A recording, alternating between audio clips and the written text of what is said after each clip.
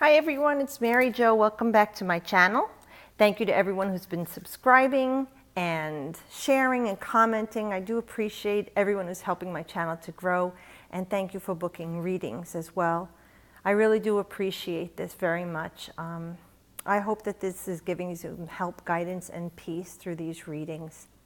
Now we are still in Leo, and this reading is for our new moon in Leo, total solar eclipse. It's on August 21st, 2017, and in the Americas, we shall see it starting in Oregon, I guess about 1 or so in the morning, all the way to, well, it'll be at 4 o'clock in the eastern seaboard, and it's going to be most visible, I think, up until North Carolina. That will be a total solar eclipse in the Americas. The rest of the United States, depending on where you are, you'll see a percentage of it, but it does last only a couple of minutes. Please do not look directly into the eclipse. It's not good for your eyes, your retina, or cornea. They sell little devices or pinholes in cardboard that you could do to see the eclipse. I remember doing that as a kid in school because I think this hasn't happened since like the 70s. And I remember you had to look through the pinhole to protect your eyes. But, you know, people are booking hotels from a year ago all over the United States and all over the world. People are coming to see this. So it is a main event. Now, remembering that the sun and the moon and the earth are aligned during the eclipse. And what happens is as the moon orbits the earth, it will block the sun. It'll get right in front of the sun, and the earth will be over here. So this way we won't see the sun. It'll be blocked from that moon's energy, and it'll be what they call an umbra. I have my little drawing here. I don't know if you could see the sun, the moon, and the earth, and the moon orbits around, and these are the different parts of the umbra that it would eclipse for total solar eclipse. You know, these are the penumbrals, but we have for partial eclipse. But we're seeing total here in the United States. It's just depending on where you are, how it will be. But that's why I pulled the sun and the moon, and the world card would represent the earth. And I did pull some of the oracle cards from my Nature's Whispers. Okay, and remembering that also, this is in Leo, so this is where you want to shine. This is your time to shine, and this is where also the nodes are right now. The Leo's in the North Node, and South Node is Aquarius. So it's your chance to shine for the next, let's say, 14, 15 months. And it's not just Leo-centric people, all of us. It's your self-expression and creativity. You know, it's where you come from your heart, your joy, where you feel joy and generosity. It's that childlike pleasure. Time to reinvent yourself, recalculate, realign. Find your calling, but you want to release your baggage, you know, to get there. And since the South Node is in Aquarius, we want to do that with calm and releasing any pain or abuse or suffering from the past. And remembering that you want to tune into what you want. You know, what are you vibrating to right now? What is your resonance? Okay, if you're not aligned with that which you desire, then you will not manifest that or best version. So you want to tune in your frequency to whatever it is that you're desiring. Now, remembering that our vision is obscured during these eclipses, okay? Your forward vision, your future vision is obscured right now, okay? So be very cautious of that. And this is a time for us to make quantum leaps from the old, from the past into the new. So the way I'm going to do this is 3 questions. Where do you see yourself now? That's very ego, very sun energy. How does the now relate to the past? That's your emotions, the moon. And then what can you do now to change the present, which sounds like a dichotomy or paradox, but it is in your physical plane, okay? So we have inner thoughts, number 16. And here now, where do you see yourself now? And you see, like, a lot of us are very confused. There are so many different choices, so many things that we want to do, maybe things that we want to be, places we want to go, people we want to meet. We're really looking at trying to hone in on this. And with this eclipse, like I said, it's obscuring your ability to be in the now. Now, remembering at the time of this eclipse, we do have all these retrograde planets. We have Chiron is retrograde also. Uranus, Neptune, Pluto, okay, Sagittarius, all in retrograde, and now Mercury is jumped on board as well. So we are being introspective. This is about our inner thought. So this is, and inner truth. So this is a perfect alignment for me as far as Spirit is concerned, where they're speaking to you as you really know that you have to at this time go within. Try and see where your ego is talking you down or even talking you up without it being the truth. Where are you lying to yourself? That's very Neptunian. Where is that falsity, those rose-colored glasses? Where is the endings that need to be going on here? That's the Plutonian, energy of life, death, and rebirth, endings and beginnings. Neptune also is about disillusion, but it's also about dissolving things, ending that victim mentality. Sagittarius, we want to learn the lessons because it's Saturn is in Sag. We do want to learn the lessons so that we could be free. Okay, that's very Sagittarian. Adventure, fun, be free. And the wound sets in Chiron, too, we want to address and release these things. Now, I know not everything can be released. There are still things we carry with us, but we'd like to at least diminish them and take these quantum leaps forward at the time of the eclipse with all this cosmic energy coming into us and all these retrogrades to really hone in on what's going on within us that we need to change. Okay? And it starts with you. So facing the inner truth is about yourself. See that little light? That's us. And it's symbolic of our light, our inner light that we don't always trust, we don't always tap into, and most of the times we don't appreciate. I mean, there are exceptions. This is a general reading.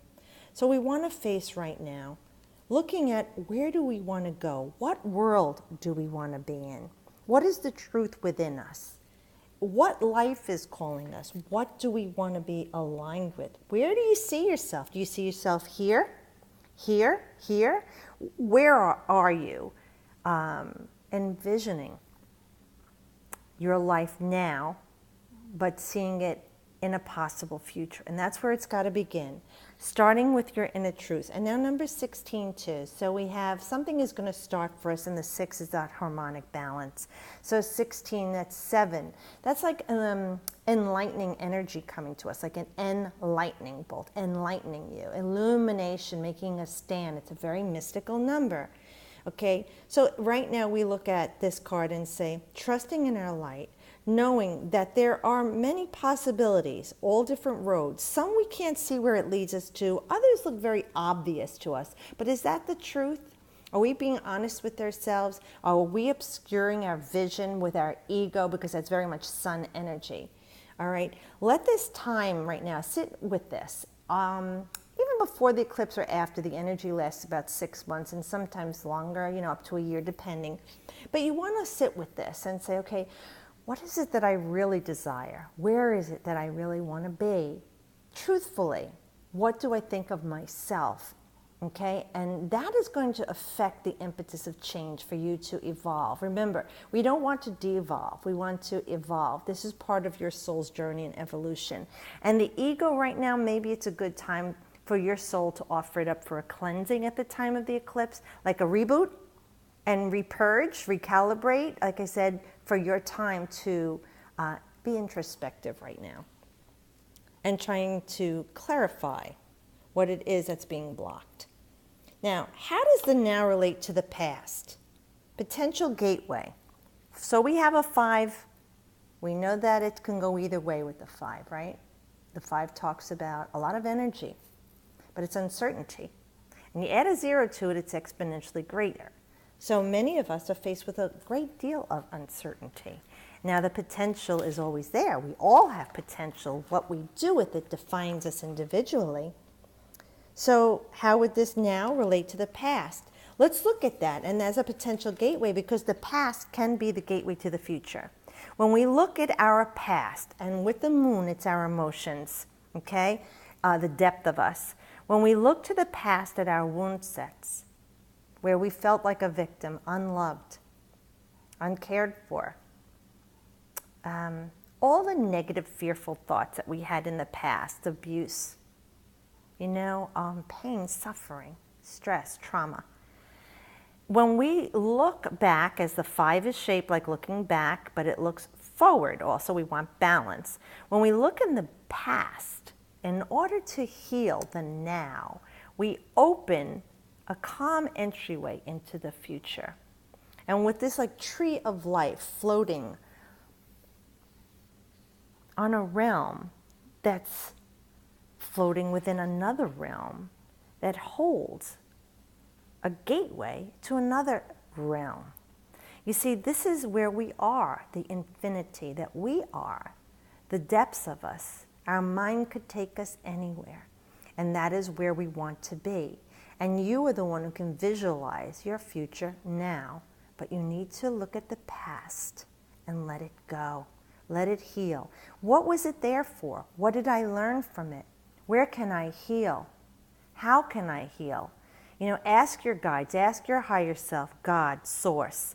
The potential is there. The gateway is there right now at this ecliptic that we want to tap into this Leo energy of our heart, our generosity, our healing with calm, because Aquarius is on the opposite side there. So we definitely want to look about forgiving and releasing so that we can have the opportunity to take our fullest potential and be wherever we want to be. I just noticed, look at that, looks like a heart shape there.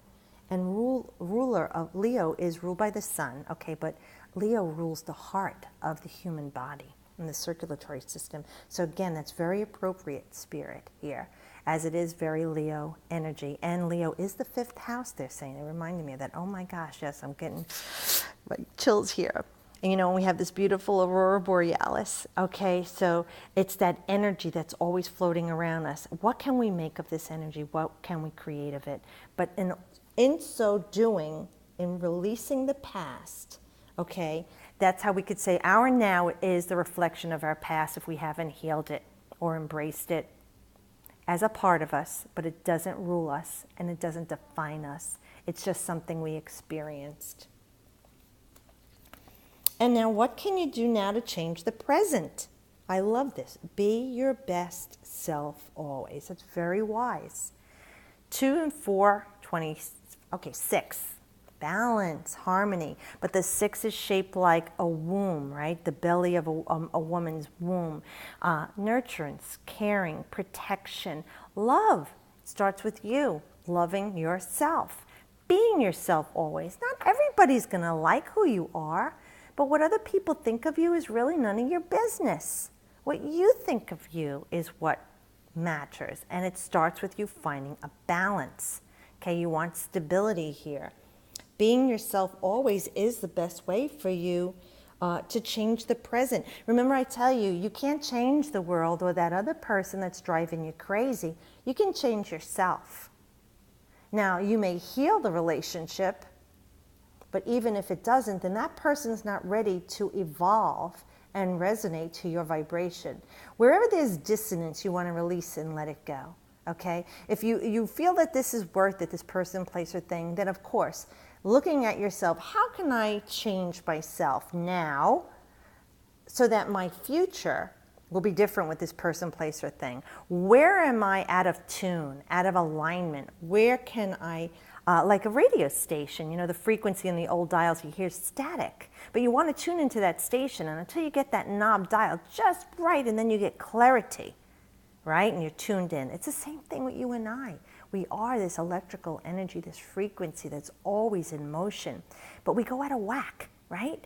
And, you know, we say, why don't I have that yet? Why does that person have it?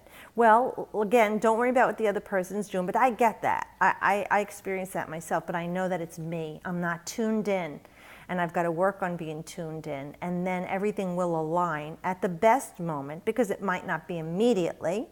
You know, we're working on this, and at the best moment it will come to us. When you force it, it doesn't come to you in the best way, and it usually doesn't last very long.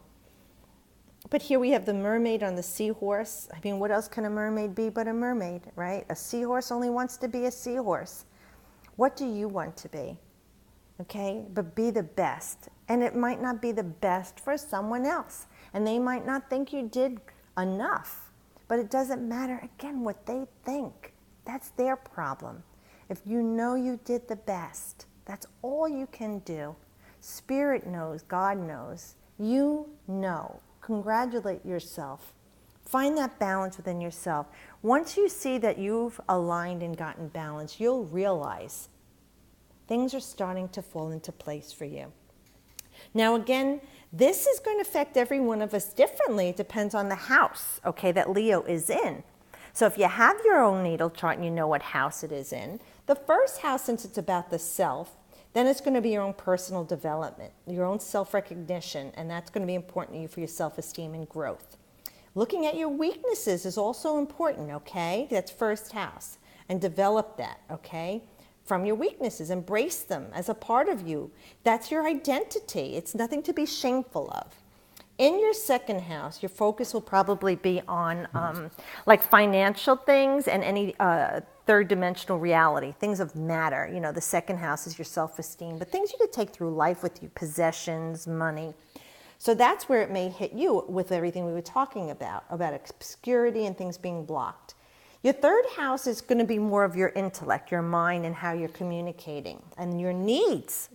So you may need to be expressing yourself differently. Where are you kidding yourself? You're not saying what you want to say, or you're not hearing what you want to hear. You want to be satisfied, and it's going to be achieved through you learning how to communicate better, okay, in your life with people. In your fourth house, it's going to be more about your home, okay? Like that mother energy. Where are you nurtured, loved, protected? Your roots, your early ancestors, and end of life also. So, and that's something that you might want for yourself, your own nurturance. How am I not being nurtured and loved the way I need to? People may love you, but not the way you need to be loved, right? But they're loving you maybe the only way they can. So where can you look at that and in this eclipse and see how you're going to be blocked? Oh, sorry, Ash is shaking the camera again, and releasing that obscurity. Now, in your fifth house, which is the house of Leo, I'm sorry, Ash is doing this. You want to focus on expressing yourself very creatively and affectionately, okay? You know, it also could be children, pleasure, fun, recreation, vacation. You want to have a good time and express joy. And sometimes it is through creative outlets like art, music, poetry, dance, theater, anything like that. In your sixth house, it's going to be more about your health and maybe even your daily routine, your environment around you, and any job relationships. It's also better health for most of us. Pay attention to your health and nutritional practices, okay? Take a healthy work attitude and situation, you know. Give yourself some rest too. Not always work, work, work, okay? Your seventh house, you want to look at your human interaction. Okay, not just with lovers, any partnerships you have, friends, relatives, lovers, loves, best friends, schoolmates, job bosses, anything like that, even in business. All right, you want to strengthen your relationships and make them solid, okay? Or you might even be ending relationships.